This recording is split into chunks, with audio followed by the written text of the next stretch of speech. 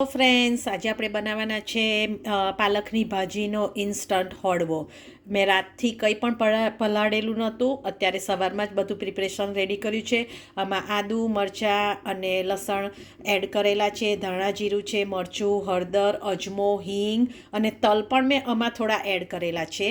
તો આ બધું મેં રેડી કરી દીધેલું છે. હવે એની અંદર આપણે આ પાલકની ભાજી એડ કરવાના છે. બધી મેં ધોઈ અને કટ કરીને રેડી કરી દીધેલી છે.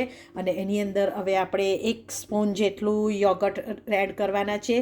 તમારી પાસે ખાટું યોગર્ટ હોય તો તમે ખાટું યોગર્ટ પણ એડ કરી શકો છો.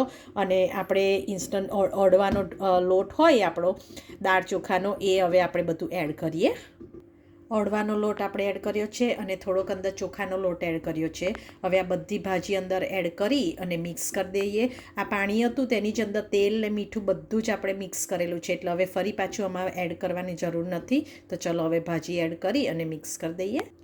જો ફ્રેન્ડ્સ, બધો લોટ અંદર એડ કરી અને નાઇસ મિક્સ કરી દીધેલું છે. હવે એને આપણે 10થી 15 મિનિટ રેસ્ટ થવા દઈએ અને પછી આપણે એનો વઘાર કરીશું.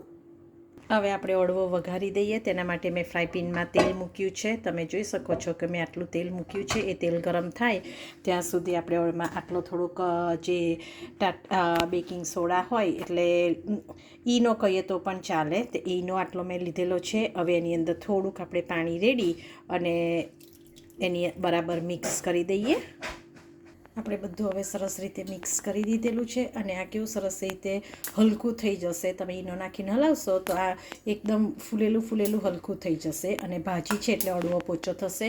આપણું તેલ થઈ ગયું છે. તો ચલો એની અંદર હવે આપણે રાઈ એડ કરી દઈએ.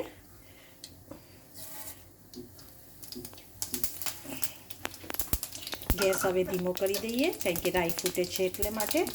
હવે એની અંદર આપણે તલ એડ કરીશું.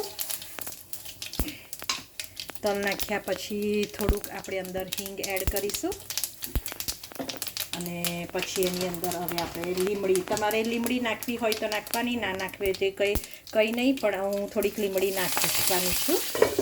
હવે લીડ બંધ કરીએ જેથી તે તેલના છાંટા ના ઉડે. આપણી લીમડીને બધું સરસ થતળી ગયું છે, તમે જુઓ.